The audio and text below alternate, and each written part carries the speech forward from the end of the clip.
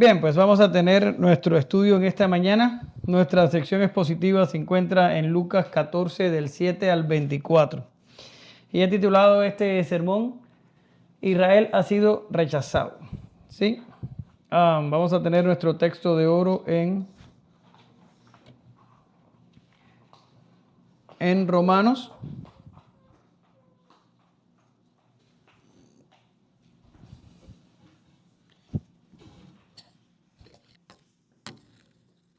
En Romanos 9, del 6 al 8.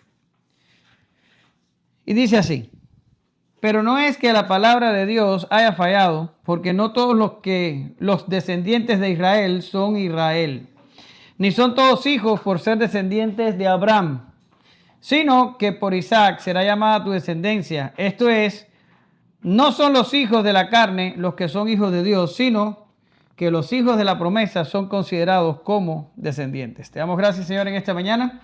Te pedimos que nos ayudes con este mensaje y que nos ayudes a entender la severidad de tus juicios, la longitud de tu paciencia, que nos ayudes a discernir nuestros tiempos y a saber, Señor, que tú das un tiempo para todo, que tú das un tiempo para que el que ha de arrepentirse se arrepienta, pero das un tiempo para visitar con juicio.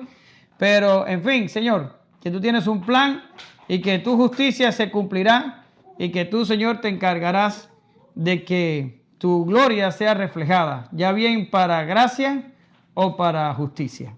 En el nombre poderoso de Jesús, te pedimos que bendigas la iglesia con esta escritura. Amén. Gracias, Señor. Bien.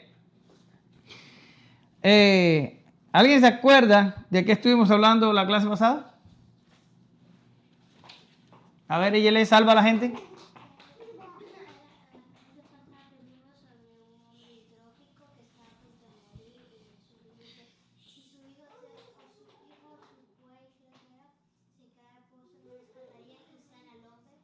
Muy bien, excelente, Eyeli. Hablamos sobre que el Señor fue invitado a comer en casa de un fariseo un día de reposo. Estuvimos viendo de que esto posiblemente fue concertado para agarrar al Señor en algo, cosa que no les fue difícil porque allí se encontró el Señor con un hombre que tenía hidropesía. Estuvimos viendo qué es lo que es esta enfermedad y la gravedad que conllevaba.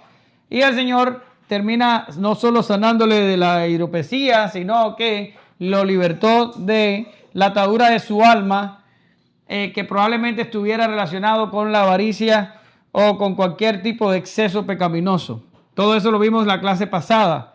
Y vimos que los fariseos, al mostrar su poca empatía por la persona enferma, una vez más probaron su rechazo por su prójimo y por el Mesías, y esto de cierta manera dejó sellado el destino de la nación. Pero esto no es lo único que iba a ocurrir en aquella cena. Lo próximo que ocurrió lo vamos a ver en la clase de hoy, por lo que seguiremos con esa narración y comentaremos cómo Jesús comienza a hablar en forma de parábolas y detrás de lo que parece ser una enseñanza sobre la humildad y la caridad, que falta les hacía, por cierto, a este grupo de personas, se implica una sentencia final sobre el endurecido Israel. Este es un tema central de Lucas y es fundamental para entender el papel de Israel en la historia de la redención. Por tanto, en la clase de hoy, y usted va a darse cuenta de que vamos a estar hablando de banquetes, básicamente de humildad y caridad, pero el título de la clase dice Israel ha sido rechazado, y ahora vamos a ver el contenido y que también tiene que ver con Israel, y muy pronto usted va a entender por qué yo estoy hablando de Israel en lugar de estar hablando de banquetes, ¿sí? Encabezado 1, Israel ha perdido su lugar de honor del 7 al 11.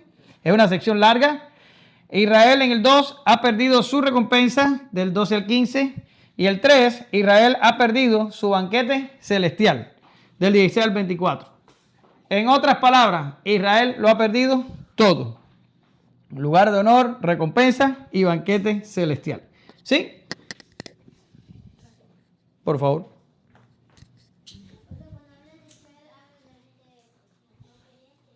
No, Israel es el pueblo de Dios, los contemporáneos de Jesús. Oh, perdón. Y comenzó a referir una parábola a los invitados, cuando advirtió cómo escogían los lugares de honor a la mesa, diciéndoles: Cuando seas invitado por alguno a un banquete de bodas, no tomes el lugar de honor, no sea que él haya invitado a otro más distinguido que tú, y viendo el que te invitó a ti y a él, te diga: dale el lugar a este, y entonces, avergonzado, tendrás que irte al último lugar. Sino que cuando seas invitado, ve y siéntate en el último lugar, para que cuando llegue el que te invitó, te diga: amigo, ven más adelante. Entonces serás honrado delante de todos los que se sientan a la mesa contigo. Porque todo el que se ensalce será humillado, y el que se humille será ensalzado. Gracias. Muy bien. Vamos a explicar brevemente, aunque ya de cierta manera en la introducción ya lo hicimos, pero vamos a recalcar nuevamente la conexión de esto que está sucediendo con el contexto, porque es fundamental que entendamos el contexto que rodea a esta situación de la cena. ¿Qué había pasado? Bien, pues las curaciones en los sábados, había escalado no solo en complejidad de las señales, sino en la retórica empleada y en el mal que exponían. Jesús se había lamentado sobre Jerusalén y sobre el destino de la nación, el cual había quedado sellado. Así que todo esto que vamos a estar viendo hoy no es más que Jesús mostrando por medio de una enseñanza parabólica la precariedad de su generación, usando esta figura en la que toma la figura de una cena y de los invitados, la cual refleja como anillo al dedo el impresionante estado de la nación. Quiere decir, en otras palabras, lo que estaba pasando en la cena a la que Jesús fue invitado reflejaba el estado precario de la nación. Ahora, si ustedes prestaron atención cuando Anita leyó, en el verso 7 dice: y comenzó a referir una parábola a los invitados. ¿Sí? Ahí, sí, todavía no tengo la pizarra. Sin embargo, si usted lee toda esa sección entera, aparentemente ahí no hay una parábola. ¿Ya? Ustedes están acostumbrados a lo que es una parábola. La parábola es una historia, por ejemplo, la historia del sembrador, que el sembrador salió a sembrar y la semilla cayó en esta tierra, la semilla cayó en aquella y la semilla cayó en la otra. ¿Sí? Siempre hay una historia con sus personajes, la trama y la resolución de un determinado conflicto. Pero aquí, en estos versos que acabamos de leer, usted no ve eso. Sin embargo, Lucas dice que el Señor empezó a hablarles por medio de parábolas. Ahora, ¿qué está sucediendo aquí? Si queremos entender dónde está la parábola, tenemos que darnos cuenta que el Señor brillantemente está usando lo que está sucediendo a su alrededor. ¿Qué está sucediendo a su alrededor? El Señor fue invitado en un día sábado a casa de un fariseo a comer. Pero estos banquetes o estas comidas no era solo de un invitado. Se invitaban a más personas. Y una vez que el Señor sana al hidrópico, se da cuenta de que los invitados iban llegando y estaban compitiendo por los lugares más prominentes en la mesa. Y el Señor usa toda esta situación, o sea, el anfitrión, los invitados, Jesús mismo, las intenciones y acciones detrás de cada cual. El Señor usa todo esto como una parábola real o una parábola de la realidad para demostrar que Israel ha sido rechazado. ¿Sí? Ahora, lo primero es que el Señor nota la disputa entre los asientos de honor. El otro día, ella y yo estuvimos viendo, porque va a suceder ahora en febrero aquí en la ciudad de McAllen, algo como ¿te acuerdas de lo que pasaba en Las Vegas, en los casinos, las cosas, las acrobacias y aquello del Cirque du Soleil, toda esa onda? Bien, una cosa similar a esa va a pasar ahora en febrero, aquí en McAllen, pero no es con una historia específica de otra cosa, sino con la vida de Jesús y la resurrección de Jesús. O sea, tiene un trasfondo bíblico y es toda una presentación hermosa. Ella y yo vimos el trailer o una parte de la presentación y dijimos, wow, hay que ir ahí. Y nos dimos cuenta de algo, y es que, en primera, los asientos más al final del teatro, donde ya casi tú no ves la gente, es súper caro. De hecho, ella y yo desistimos, y verdad que no, ella ya no queremos ir a ver la puesta. Pero sí vimos una cosa, y es que los asientos, mientras más cerca están del escenario, más caros son. ¿Verdad que sí, ella? Ahora, si esto pasa en un teatro, así mismo pasaba en los tiempos de Jesús. Cuando tú invitabas a un banquete o invitabas a una cena, habían asientos que tenían más honor por su posición en la mesa que los asientos, que otros asientos que tenían menos honor. Probablemente los asientos que estaban más cerca de el anfitrión eran más honoríficos y los asientos que estaban más alejados lo eran menos.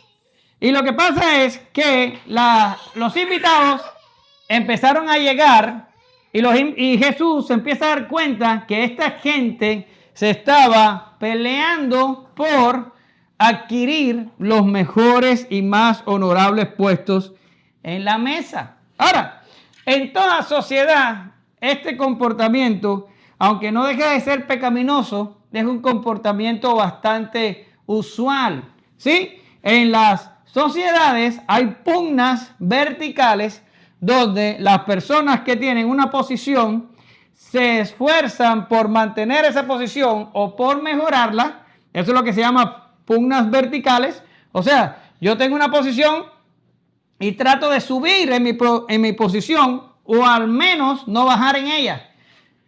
Pero también en ese tipo de situaciones también hay pugnas horizontales donde yo trato de mantenerme mejor que el que yo tengo al lado mío. Vamos a tratarlo de traer a lo moderno para ver si tenemos un poco de entendimiento. Tenemos, por ejemplo, en Estados Unidos, lo que se llama más o menos la clase media, ¿sí? Que casi en Estados Unidos ya no existe, pero bueno, la clase media sería, perdón, un nivel. Y por encima de la clase media pudiéramos estar hablando de la gente rica. Y después de la gente rica pudiéramos estar hablando de los súper ricos. Pero en la clase media, la gente que está debajo de la clase media se esfuerza por llegar. Y los que están en la clase media se esfuerzan por llegar a la clase rica. Y los que están en la clase rica se esfuerzan en llegar a ser de los súper ricos. Es como un subir y bajar en los niveles de la sociedad, ¿sí? Esto lo hay en todas las sociedades y la sociedad de Jesús no estaba exenta de este tipo de luchas. Por tanto, lo que estamos viendo aquí en la mesa del invitado, de la persona que invitó a Jesús, perdón, es una simple lucha de clases que se presenta en todas las sociedades. Todo el mundo pelea por estar más alto, todo el mundo pelea por ser reconocido, todo el mundo pelea por estar mejor que el que tiene alrededor. Pero esto es autorreconocimiento, ¿sí? Parte del sentimiento de decir, yo merezco esta posición o merezco una posición mejor si me comparo con mi prójimo y trato de luchar para ser reconocido y para obtener lo que supuestamente debería obtener. ¿Sí? Es una lucha usual, pasa en las sociedades, pero no deja de ser pecaminosa y no deja de ser arrogante. Esto Jesús lo empieza a ver allí y una vez que Jesús lo ve, empieza a decir que cuando tú llegues a un banquete, no trates de sentarte en los lugares más distinguidos, siéntate en los menos distinguidos. ¿Por qué? Porque si te sientas en el más distinguido, corre el riesgo que te digan, por favor, siéntate más allá porque este lugar se lo voy a dar a otra persona. Pero si estás sentado en un lugar poco distinguido, lo más probable es que el anfitrión te diga, ven, siéntate más cerca de mí y entonces seas reconocido. Ahora, esto es sentido común. Esto es sentido común. A nosotros ver lo que está pasando aquí y y las palabras que Jesús dice, es evidente reconocer de que Jesús no está interesado en la etiqueta de los banquetes, ni está interesado en la ética social, ni está interesado en las normas que rigen las sociedades. Jesús está yendo un poco más profundo y está identificando la situación de aquel banquete con la situación detrimente del Estado de Israel. Y él dice, es mejor que te humilles para que seas exalzado a que te exaltes,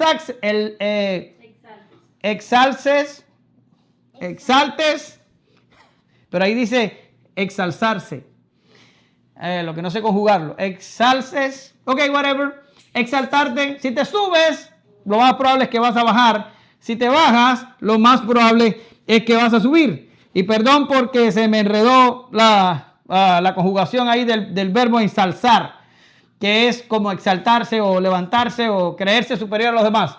Lo opuesto a humillarse, ¿sí? Y Jesús dice, es mejor que te mantengas abajo para que seas levantado a que te levantes tú mismo, porque lo más probable es que vas a ser humillado. Ahora, ¿se acuerdan del hidrópico sanado? ¿Se acuerdan? Cuando dimos el estudio, tan solo la semana pasada, estuvimos hablando de que hay una historia que se parece mucho a la del hidrópico sanado. ¿Te recuerdas cuál era, ella? La historia de la mujer encorvada, ¿sí?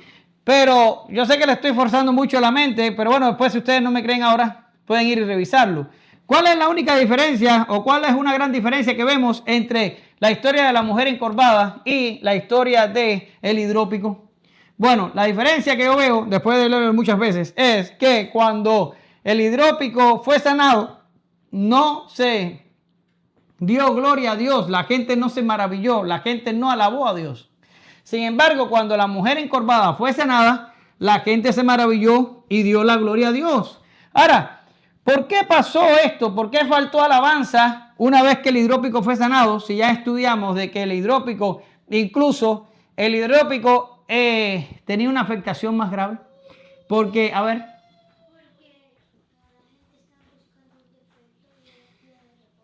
Le diste cerca, pero no llegaste. El problema es que la audiencia aquí eran fariseos que habían sido invitados a la cena, y esta gente no estaba centrado en las necesidades del prójimo. Esta gente estaba centrado en sí mismo. Por eso es que estaban peleando los mejores asientos y por eso es que estaban tratando de autorreconocerse a sí mismos.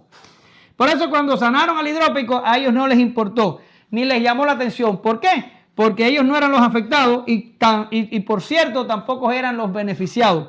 Esa acción que Jesús hizo a ellos no les importó porque no les beneficiaba en lo absoluto. Todo lo contrario, estaba amenazando sus tradiciones humanas. Por tanto, no hubo allí ningún tipo de alabanza.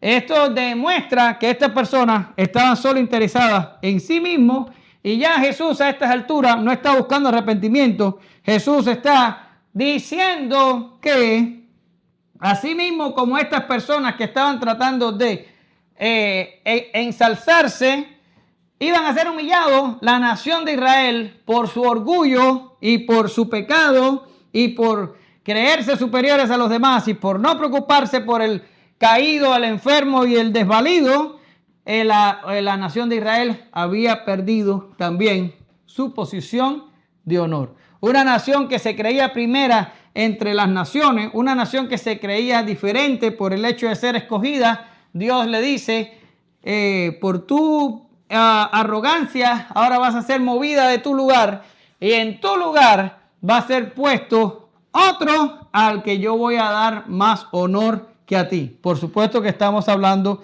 de los gentiles, y la nación de Israel pasa a un segundo plano. Le es quitado su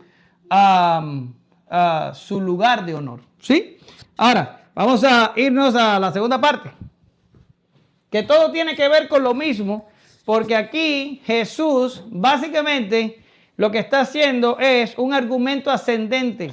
Empezó con el lugar de honor, ahora va a pasar a la recompensa y va a terminar con el banquete celestial. Es un argumento ascendente que cada vez que formula el siguiente, la gravedad de la situación aumenta o empeora. ¿Sí? Y dijo también al que le había convidado: cuando ofrezcas una comida o una cena, no llames a tus amigos, ni a tus hermanos, ni a tus parientes, ni a tus vecinos ricos, no sea que ellos a su vez también te conviden y tengas ya tu recompensa. Antes bien, cuando ofrezcas un banquete, llama a pobres, mancos, cojos, ciegos, y serás bienaventurado, ya que ellos no tienen para recompensarte, pues tú serás recompensado en la resurrección de los justos.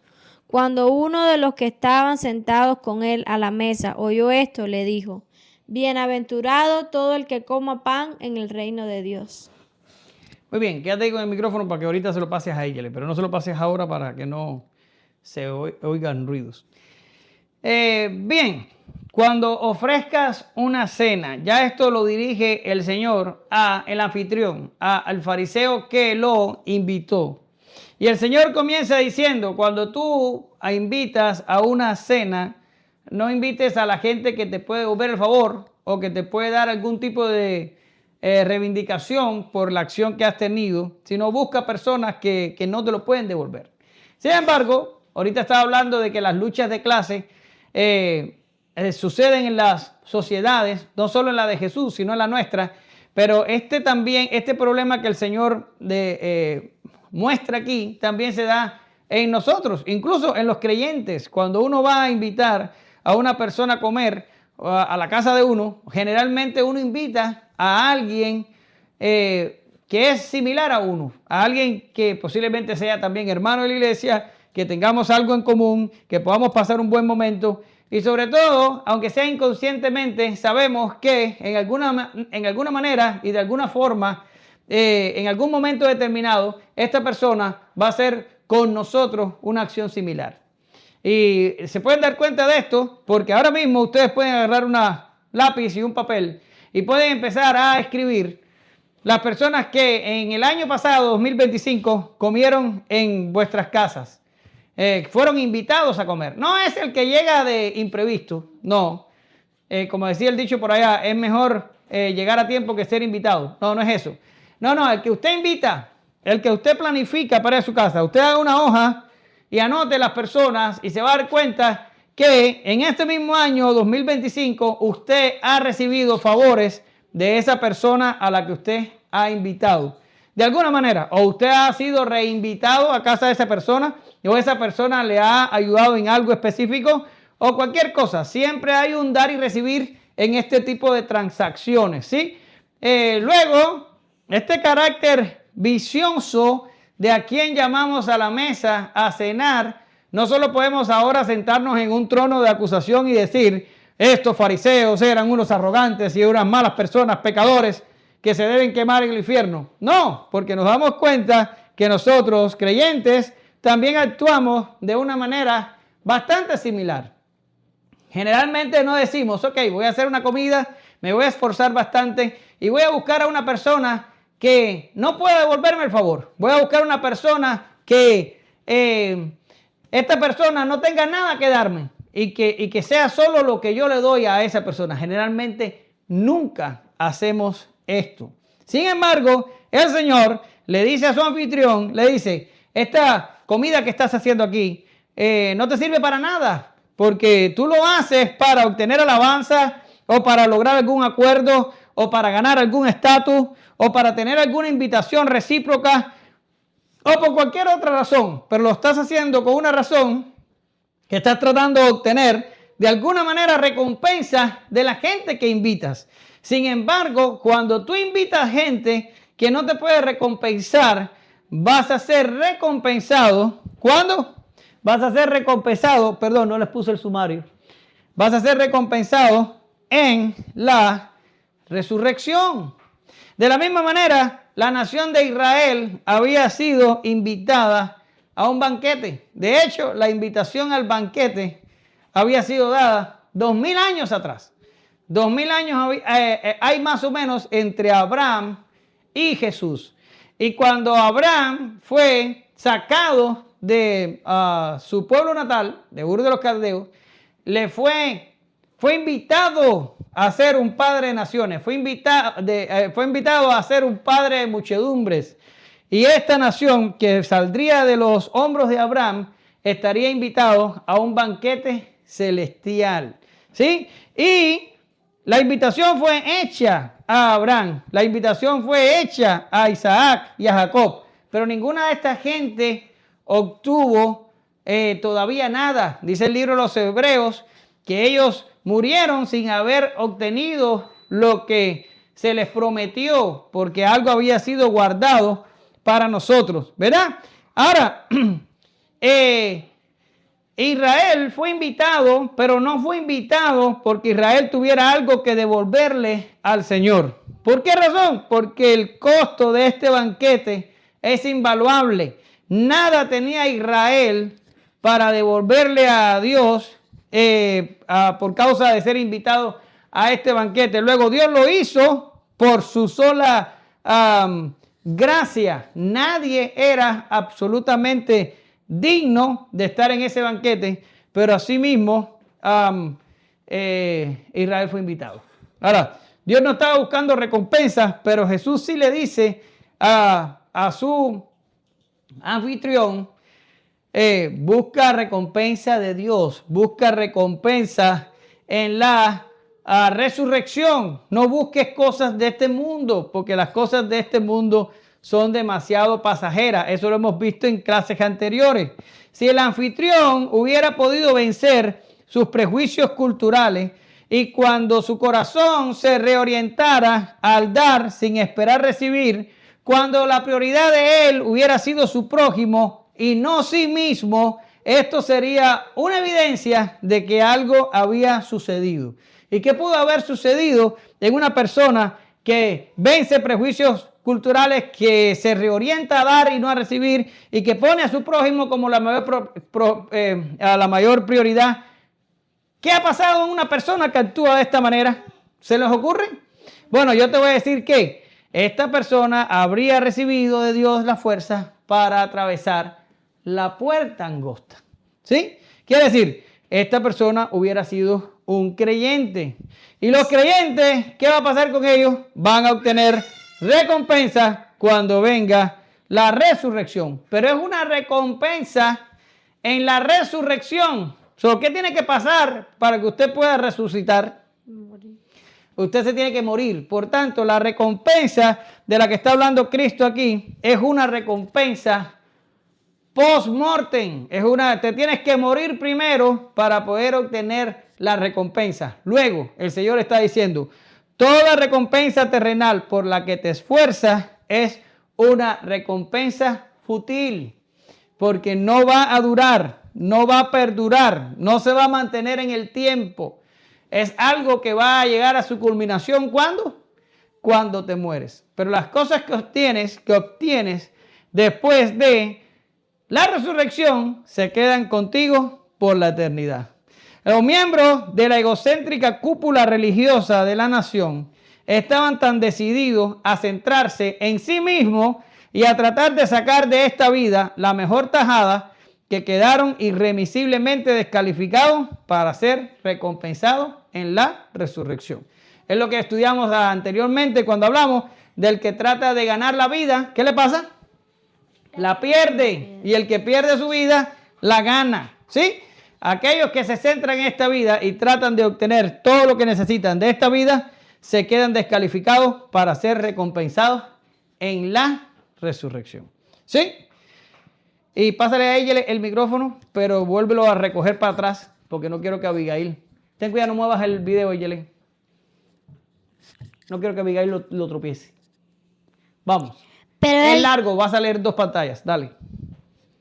Pero él dijo, cierto hombre dio una gran cena e invitó a muchos. Y la hora de la cena envió a su siervo a decir los que habían sido invitados, venid porque ya todo está preparado. Y todos a una comenzaron a excursarse. El primero le dijo, he comprado un terreno y necesito ir al verlo. Te ruego que me excuses.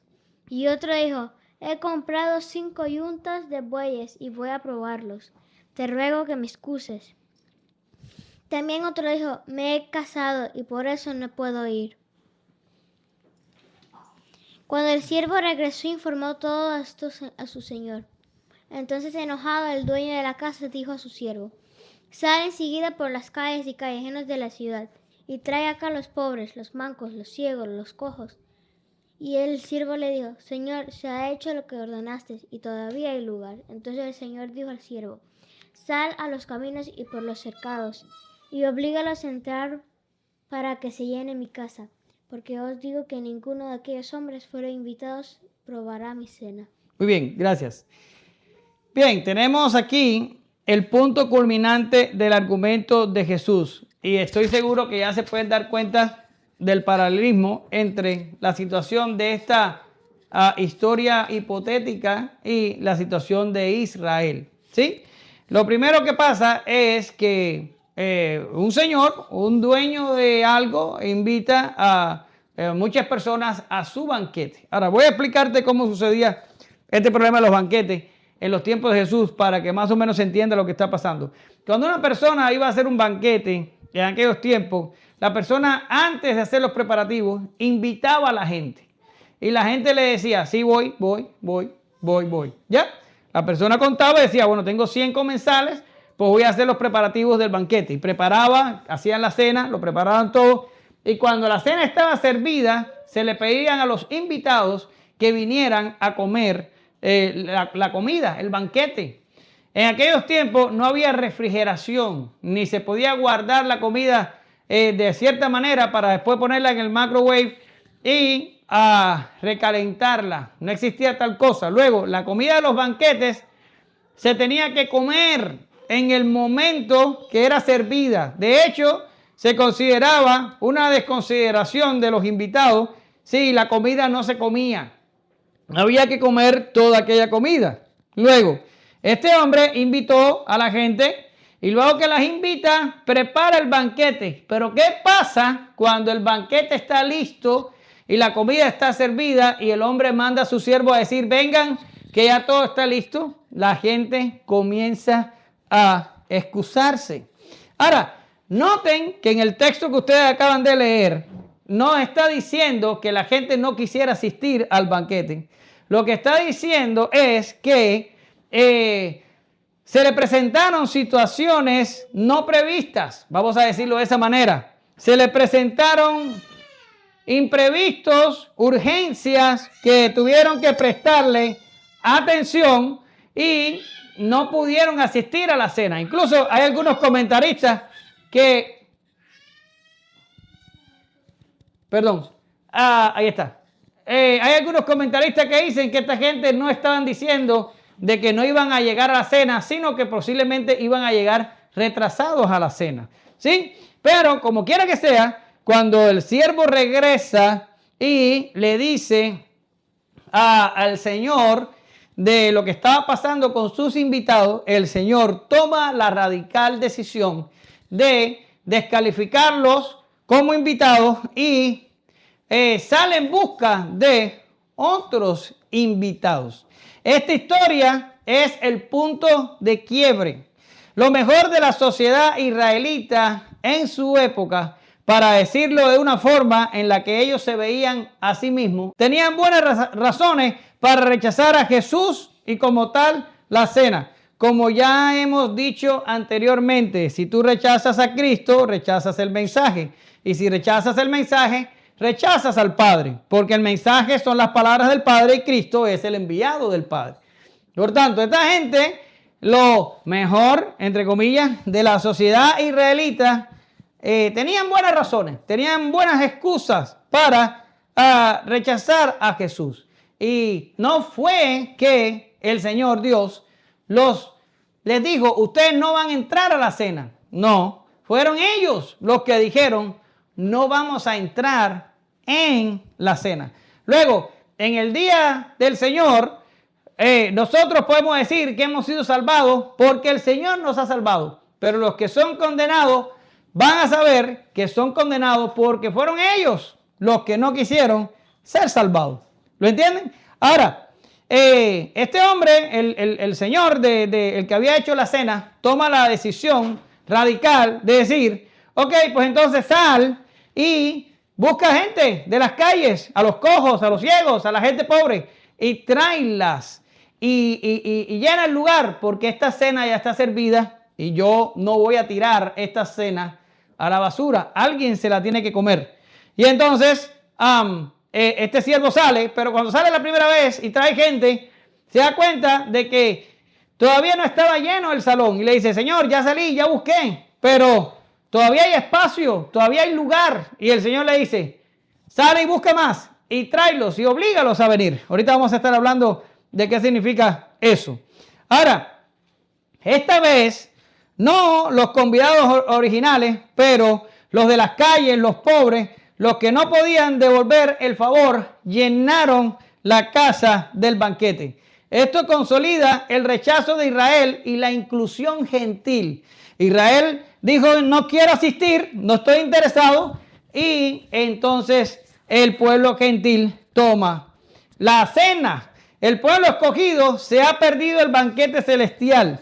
Y esto no es un rechazo contra evidencia. ¿Qué quiero decir? Ellos no tienen ninguna justificación o no tenían ninguna justificación para haber rechazado a Jesús. Los hechos saltaban a la vista y habían estado sucediendo por más de 2 años. Es más, los profetas del Antiguo Testamento, si usted los estudia, usted se va a dar cuenta que predijeron con pasmosa precisión los hechos de la vida de Jesús, incluso los de Juan el Bautista. Pero hablando de Juan el Bautista vino antes que Jesús y preparó el camino y anunció la llegada del Mesías. Y el Señor Jesús por más de 2 años había estado en una desbordante manifestación de señales y predicación y enseñanza que nunca el pueblo había visto ninguna de estas cosas. Sin embargo, no quisieron verlo. ¿No lo dicen por ahí? No hay peor ciego que el que no quiera ver. Ellos no quisieron verlo. El Señor les habló directamente. El Señor les habló en parábola. El Señor les habló de todas las maneras sabidas. Le mostró su poder en cada área de nuestra existencia. Demostró su poder sobre el reino espiritual, sobre la naturaleza, sobre el cuerpo y sobre la muerte. Y aún así, no quisieron creer en Él. Era insostenible. Impresionante la dureza de esta gente. Pero lo cierto fue que no quisieron verlo. Rechazaron a su Mesías. Por la obstinación de estos judíos se provocaría la salvación gentil. Ahora, te voy a hacer una aclaración importante porque por ahí muchas veces se nos acusa a nosotros los teólogos reformados a hablar de algo que ellos llaman la teoría del reemplazo. ¿Qué quiere decir?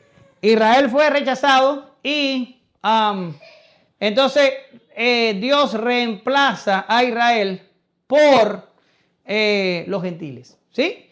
Es como tener el plan A y el plan B. Si me falla el plan A, hago el plan B. Y el Señor, dicen ellos que dijo, bueno, ok, yo lo trato con Israel, pero si Israel me rechaza, pues yo voy con el plan B, que son los gentiles. Pero en Dios no existe tal cosa. Y la doctrina del reemplazo es una doctrina viciosa, no es bíblica. ¿Por qué? Porque Dios no funciona de esta manera. A Dios las cosas no le toman por sorpresa. Dios no necesita plan B, ni plan C, ni plan D. Dios tiene un plan y no se ha producido ningún reemplazo. A lo mejor en la parábola, usted puede ver elementos de este tipo, como por ejemplo, no vinieron los invitados, el siervo se lo dice, el Señor se enoja y manda a buscar a los pobres, y los pobres de cierta manera toman el lugar en la mesa del banquete. Ya, pero nosotros entendemos que las parábolas no las debemos tratar prestándole demasiada atención a detalle por detalle, porque ya hemos visto que esto acarrea diversos peligros. Nosotros debemos ver las parábolas buscando una idea central y tratando de determinar qué es la idea que el Señor quiere transmitir sin irnos demasiado por las ideas secundarias. Por ejemplo, para que entiendan lo que estoy diciendo, ustedes han oído muchas veces la parábola del hijo pródigo, ¿sí? Y la parábola del hijo pródigo tiene a un segundo hermano. Bueno, hay gente que ha predicado mensajes completos de ese segundo hermano. Sin embargo, la palabra del hijo pródigo no está hecha o no fue enseñada para hablar de un segundo hermano. El segundo hermano es un personaje secundario de la parábola. Está para embellecer en detalle, pero no para transmitir una enseñanza paralela a la enseñanza principal. La enseñanza del hijo pródigo es que el hijo siempre se mantiene hijo y que el amor del padre, más temprano que tarde, lo trae de vuelta a casa y es recibido. Se acabó, ahí no hay más ningún detalle. Y en esta parábola tenemos que hacer exactamente lo mismo. ¿De qué está hablando aquí? Aquí está hablando de que Israel ha dicho, no estoy interesado en ir a la cena celestial, y Dios entonces va a salvar a los gentiles. Pero no es un reemplazo. Dios lo tenía todo planificado así desde antes. El endurecimiento de los judíos había sido determinado por Dios para que pudiera Él salvar a los gentiles. Por eso usted leyó conmigo en Romanos al principio del mensaje. No es que la palabra de Dios ha fallado, sino que no todos los que descienden de Israel son israelitas. Y si usted va a Romanos capítulo 11, Pablo dice que Dios arrancó las hojas o las ramas de Israel que no habían sido escogidas y Dios injertó ramas gentiles al olivo para que tomaran de la savia. Quiere decir que para Dios no existen dos pueblos. Para Dios existe solo uno, desde el principio hasta el fin. Hay solo un pueblo. En el Antiguo Testamento, mucho más judíos que gentiles, pero así hay algunos gentiles. Y en el Nuevo Testamento, mucho más gentiles que judíos, pero de cierto hay judíos que se salvan. Todavía hoy hay judíos que se salvan. Ya hemos hablado de eso. ¿Sí? Ahora, de forma rápida, vamos a hablar, porque hoy no me fijé a qué hora empecé y de cierto no sé cuánto tiempo llevo aquí. Pero vamos a ver, no puedo estar llevando una hora, Yelén. A las 47 empecé. Bien, vamos a ver si puedo terminar en 10 minutos. Vamos a ver alguna evidencia escritural, porque si se dan cuenta, hoy no le he dado ningún texto. Y vamos a ver algunos, pero fíjate, hoy tuve la determinación de no traerles ningún texto que no fuera de Lucas. Quiero probar con el propio Lucas que el Señor aquí, más que etiqueta y más que de banquete, el Señor está hablando del rechazo de Israel. Y voy a darles textos de los últimos 2 capítulos que hemos estado viendo para que usted se dé cuenta que el Señor ya venía diciendo desde el capítulo 12 y desde el capítulo 13, primero eran puras advertencias, y ya después sentencias de que Israel había sido rechazado. Vamos a ver. Miren, Lucas 12 del 8 al 9. Y os digo que todo el que me confiese delante de los hombres, el Hijo del Hombre le confesará también ante los ángeles de Dios. ¿Qué viene después? Pero el que me niegue delante de los hombres será negado delante de los ángeles de Dios. Cuando Israel dijo, no estoy interesado en la cena, negó, lo hizo negando al Hijo de Dios. Lo hizo rechazando a su propio Mesías. Lucas 12, 37, 45 y 46. Está un poco largo. Miren lo que dice. Dichosos aquellos siervos a que el Señor al venir le halle velando. En verdad os digo que se ceñirá para servir y lo sentará a la mesa. ¿Se da cuenta? A la mesa. Y acercándose le servirá. Pero aquel siervo, o sea Israel, que dice en su corazón, mi Señor tarda en venir, y empieza a golpear a los criados, a las criadas, a comer, a beber, a embriagarse. El Señor de aquel siervo llegará cuando él no le espera, a una hora que no sabe, lo azotará severamente. ¿Y qué dice ahí? Le asignará un lugar con los incrédulos. La advertencia de que tenían que tomar una decisión. Pero mira el próximo texto, que ya lo vimos, todo esto ya lo vimos en clase. Lucas 12, 58. Porque mientras vas con tu adversario para comparecer ante el magistrado, procura en el camino arreglarte con él. No sea que te arrastre ante el juez y el juez le entregue al alguacil y el alguacil te eche en la cárcel. Aquí cuando vimos este pasaje les dije que ¿quién era el adversario? El adversario era Dios mismo y era una exhortación de Jesús invitando a Israel a reconciliarse con Dios para que no fuera echado en la cárcel. Otra advertencia. Pero mira, ahí mismo estaba en la pantalla, aquí. Os digo que no, al contrario, si no os arrepentís, todos perecerán igualmente. Lucas 13, 3. ¿Se dan cuenta? Todas las advertencias que el Señor había dado a Israel de que tenía que tomar una decisión. Ahora otro, Lucas 13 del 8 al 9. Entonces respondiendo le dijo, Señor, esto es lo de sobre la higuera. déjala por este año todavía hasta que yo cabe alrededor de ella y le eche abono. Y si da fruto, aquí, perdón, y si da fruto, el año que viene bien, y si no, córtala. Lucas 13 del 8 al 9. Y después dice, después que el dueño de la casa se levante y cierre la puerta y vosotros estando fuera comencéis a llamar a la puerta diciendo, Señor, ábrenos. Él respondiendo os dirá, no sé de dónde sois. ¿Se da cuenta? Puras advertencias acerca de que Israel tenía que tomar una decisión, que ya el hacha estaba puesta a la raíz de los árboles. Pero ahora miren, Lucas 13, 28, y son las dos últimas, dice, allí será el llanto y el crujir de dientes cuando veáis a Abraham y a Isaac y a Jacob y a todos los profetas en el reino de Dios, pero vosotros echados fuera. Ya ahí la cosa cambia a gris oscuro y el Señor ya empieza a hablar de que Israel sería rechazado. Y por último, la sentencia llega en el 13:35, que está aquí, y dice, he aquí, vuestra casa os es dejada, se os deja desierta, y os digo que no me veréis más hasta que llegue el tiempo en que digáis, bendito el que viene en el nombre del Señor. ¿Se da cuenta? Todos estos dos capítulos ha sido el Señor hablando a Israel de que tenía que tomar una decisión y que de rechazar al Señor, las consecuencias para la nación y para la religión judía serían desastrosas. ¿Lo ven? Por eso, esta enseñanza parabólica sobre los banquetes es una definitiva resolución de que Israel ha sido rechazado. ¿Ya?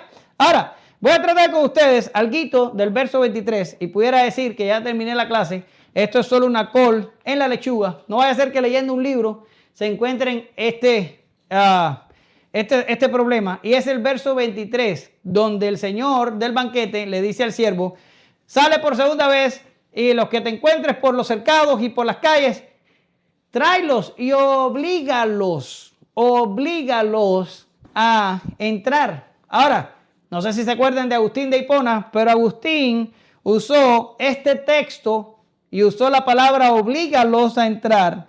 La usó, yo diría, lo puso al extremo, ¿sí? Y afirmó que este texto justificaba el uso de la fuerza del Estado para obligar a los herejes a volver a la fe. ¿Sí?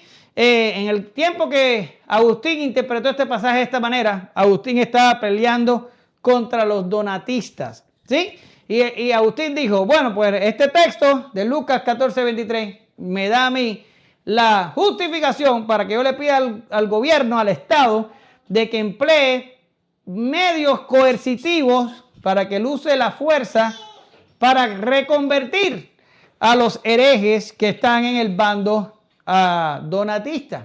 Años posteriores, esta interpretación de Agustín sería la base para la Inquisición. Y si no saben lo que es la Inquisición, pueden buscarlo en Google. Y atrocidades similares como las matanzas de comunidades indígenas que se rehusaban a rechazar su religión y eran quemados y matados con tal de convertirlos al cristianismo usando la fuerza. Ahora, la pregunta es, ¿justifica el 14:23 el uso de la fuerza para que las personas se conviertan? ¿Podemos nosotros usar la fuerza para convertir personas? Por supuesto que no. Esto niega la esencia del evangelio, pero niega cada una de las enseñanzas de Jesús en su totalidad.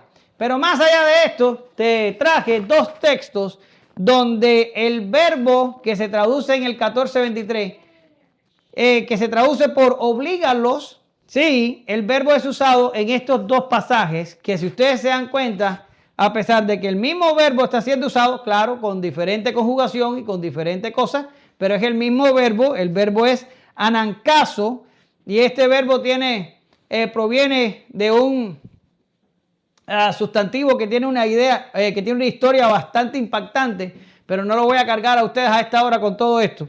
Pero bien, volviendo al tema, este anancaso aparece en Gálatas 2:14 y en Mateo 14:22, y el propio contexto te dice que aquí no hay empleo de la fuerza. Luego, el verbo como tal puede dar a entender eso, pero no necesariamente. Agustín lo que hizo fue darle una interpretación demasiado literal o demasiado extrema, pero no había necesidad para eso. Por ejemplo, en Gálatas 2:14 dice, pero cuando vi que no andaban con rectitud en cuanto a la verdad del evangelio, dije a Pedro delante de todos, si tú, siendo judíos, vives como los gentiles y no como los judíos, ¿por qué obligas?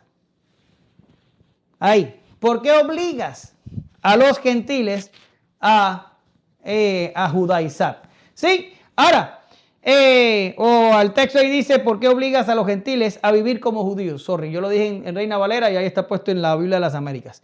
Ahora, ahí el obligas no está hablando de que Pedro empleaba la fuerza para obligar a los gentiles a vivir como judíos. Todo lo contrario. Aquí lo que está diciendo es que Pedro estaba recurriendo a su autoridad y a su moralidad para hacerlo por cuanto habían venido algunos observadores de Jerusalén y Pedro no quería quedar mal delante de ellos, pero para nada los estaba obligando por la fuerza. Y miren lo que dice Mateo 14:22. E enseguida hizo que los discípulos subieran a la barca y fueran delante de él a la otra orilla mientras él despedía la multitud. ¿Sí? Y el hizo, míralo aquí, el hizo aquí viene de un verbo en griego que su raíz es anankazo.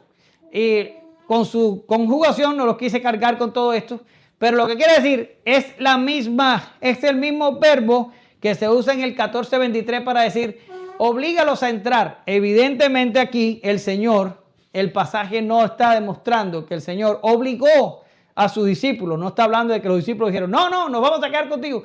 Y el Señor le dijo, obligadamente se suben y se van. No pasó esto. El Señor simplemente los montó en la barca y le dijo, despídanse, váyanse, que yo los alcanzaré más adelante.